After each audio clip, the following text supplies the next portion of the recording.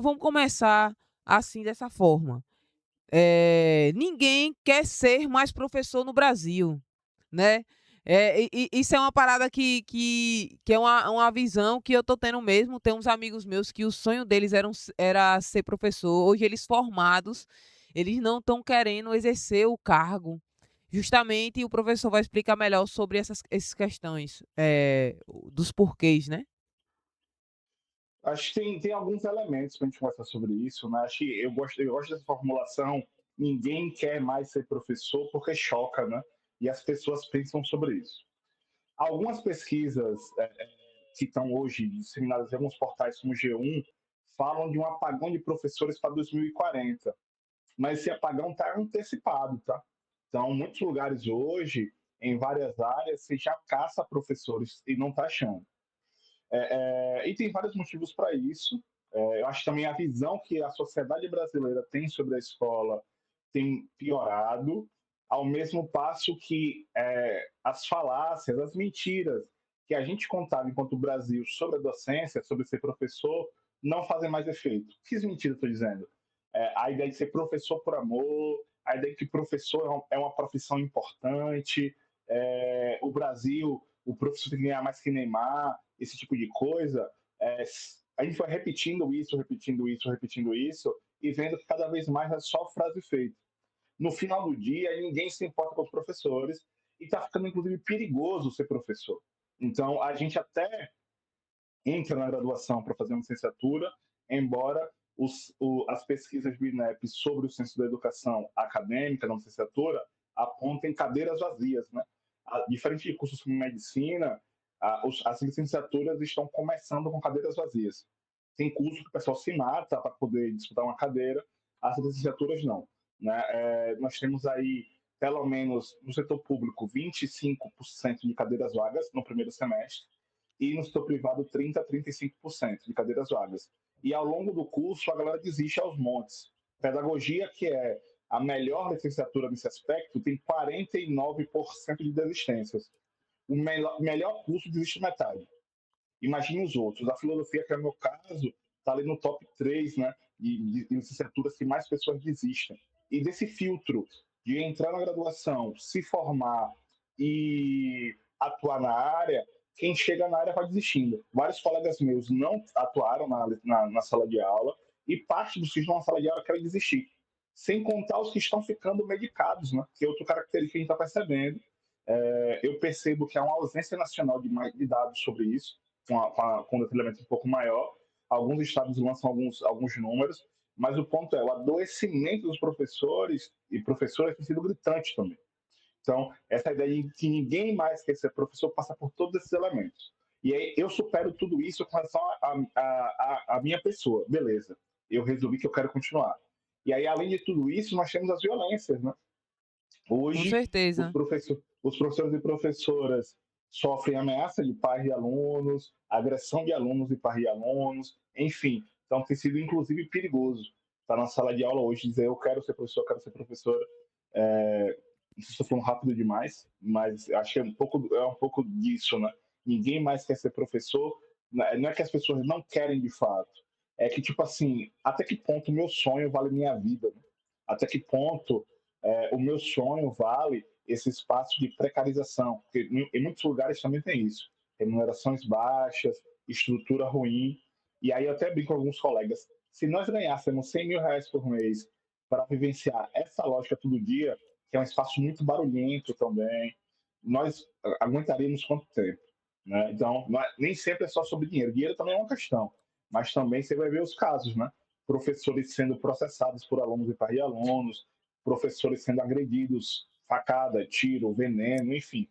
Então, muitos dos casos que nem passam na grande mídia porque incomoda, né? Incomoda nós vermos que os professores estão sendo abandonados pelo país. E aí, quando eu falo pelo país, eu não quero culpar, responsabilizar um governo específico ou outro. Eu tô dizendo que todo mundo, assim, com caneta na mão ou sem caneta na mão, no geral, assim, há uma preocupação muito pequena com os professores desse país.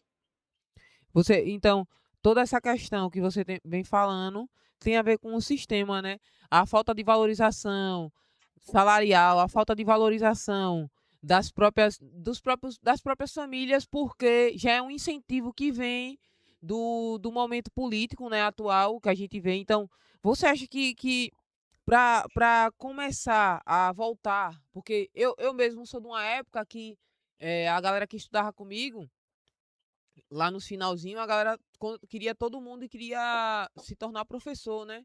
Ah, principalmente as meninas, porque via que sempre faltava professor, a gente tinha que estar pagando matéria, vinha professor de não sei na onde para dar 4 meses de aula, para cobrir o ano todo, e a gente acabava tendo um pouco conhecimento daquela matéria. E, tipo, a galera se incentivou a ser professor, só que a realidade foi muito diferente quando a galera se formou e viu o sofrimento que é dentro de uma escola. Você acha que esses questionamentos que eu falei é correto mesmo? Tem alguma coisa mais para agregar no que eu falei? Porque é uma parada que eu não tenho experiência. Eu tô falando pela minha geração que se formou e se tornou professor. Olha, a sua inquietação tem, de fato, tem elementos interessantíssimos, mas a gente precisa falar um pouquinho sobre escola também, né? Na nossa sociedade, a escola deveria cumprir uma função que é: nós vamos formar adultos, formar pessoas para serem adultos bons para a nossa sociedade. E isso passa por uma instrumentalização. Olha, cientificamente, você conhecer o quê? De biologia, de física, matemática, filosofia, linguagens, etc. Isso é um elemento. Socialização, conhecimento científico. Isso é importante, a escola precisa cumprir essa função. Embora hoje você tenha influenciadores digitais aí dizendo que o meu filho tem que sair da sala em tal área, em tal aula, porque aquele livro eu discordo politicamente dele, então meu filho não vai ler. Então você tem hoje pais que pagam caro por algumas escolas, negando o acesso do filho ao conhecimento. Então aí tem esse problema que a gente pensava há 20 anos atrás. Ao mesmo tempo que no capitalismo a escola não pode cumprir sua função plena, porque isso está escrito, né, pelos liberais. Tem um texto sobre educação, eu não vou lembrar o título agora, mas são artigos do Adorno, do Marx, do Smith, dizendo que os liberais entendem que a educação para a classe trabalhadora tem que ser a conta-gotas, porque a educação é perigosa. Então, se você pega um trabalhador, uma trabalhadora, e instrumentaliza essa pessoa com conhecimento, ela pode se revoltar contra os seus chefes. Então, eles não querem que. Por isso que você vê cada reforma da educação, você tira outras disciplinas e mantém uma carga horária mínima de português e matemática para que eles passem nas provas internacionais e veja, não, ele sabe contar, ele sabe ler, acabou. Mas as outras áreas a gente precisa segurar o máximo possível, ao mesmo tempo que a gente precariza, né, o acesso a linguagens e matemática. Então, porque a escola tem esse potencial de formar pessoas para serem críticas. Isso é um elemento. Só que no capitalismo isso não pode acontecer plenamente, porque aí é o sistema operando contra o próprio sistema. Então é por isso que os filhos dos ricos têm acesso ao máximo de conhecimento possível e os filhos da classe trabalhadora precisam de uma educação precarizada. Então, quando eu vou preparando profissionais bons para ocupar esses lugares, eu preciso fazer alguma coisa que eles não consigam trabalhar bem. E aí eu superloto as salas, não dou suporte financeiro, não garanto salas tecnicamente preparadas, enfim. E a escola ainda tem mais uma cereja do bolo, que é um espaço que os problemas da sociedade ao redor entram na escola. Os muros da escola não separam a escola dos problemas da sociedade. O que eu quero dizer com isso? Ah, nós temos uma sociedade racista. O racismo vai entrar na escola. Nós temos uma sociedade machista. O machismo vai entrar na escola. Etc, etc, etc. Então a escola ainda precisa, cientificamente, né, no sentido de com um discurso elaborado e tudo mais, combater esse senso comum preconceituoso. E é um espaço de vários desafios, principalmente numa geração de filhos de pais ausentes. Não porque os pais propositalmente abandonam os filhos, é porque a gente está discutindo a escala 6 por 1 também passa por aí, né?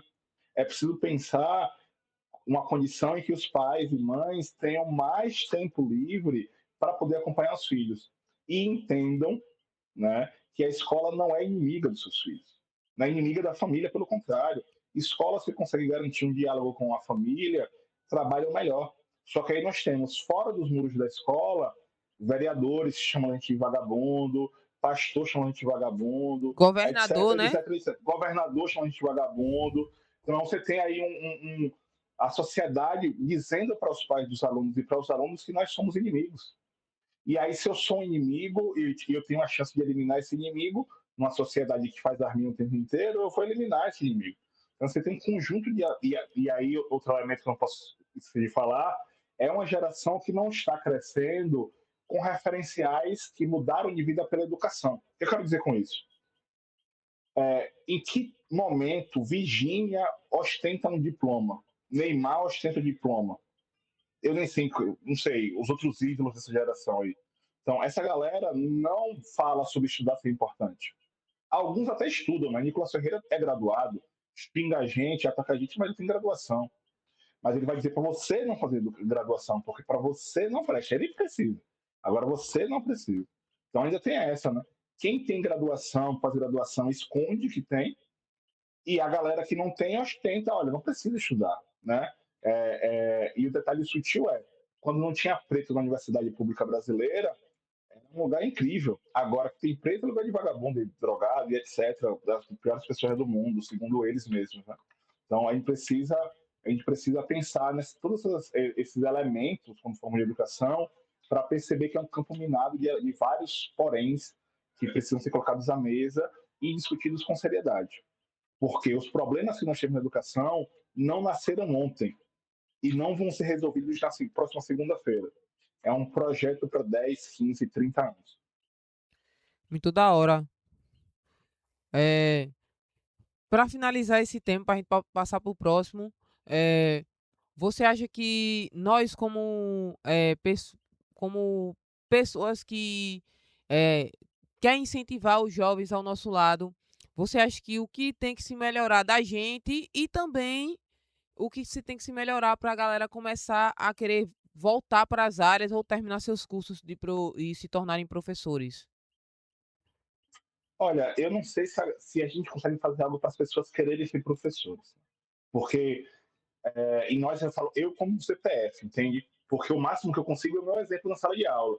E às vezes alguns alunos me procuram, os alunos falam, professor, eu quero fazer uma licenciatura e tal. E já teve situação dos pais proibirem os filhos de fazer licenciatura, tá?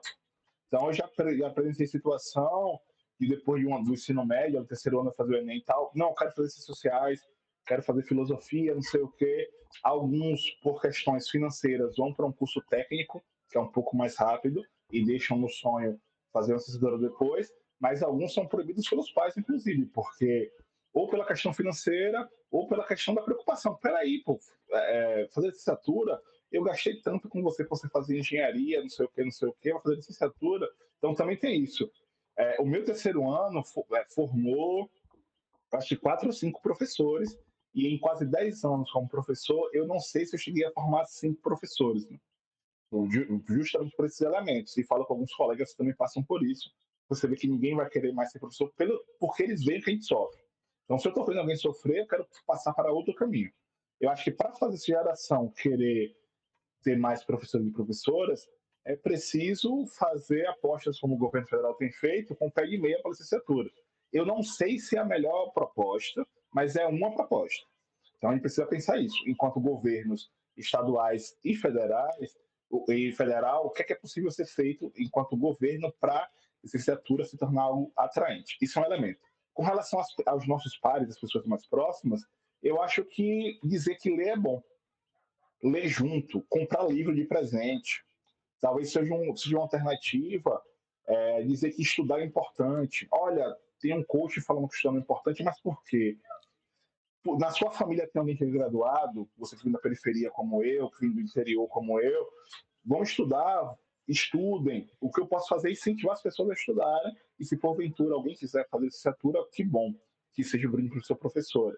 Mas acho que tem esses dois limites aí, né? O que tem que meter na mão, pensar a política educacional brasileira, e quem, tipo eu, tá ali com algumas pessoas próximas com 10, 15, 20 anos, incentivar a fazer uma graduação.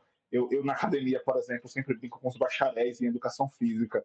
Por que não fazer também uma licenciatura em educação física, que é mais uma possibilidade de trabalho, enfim. Então, o que eu posso fazer com as pessoas mais próximas é isso, assim, que eu tenho feito, né? Convidar as pessoas a fazer licenciatura, e tentar incentivar mais o estudo, a educação. E projetos como esse fazem isso, né?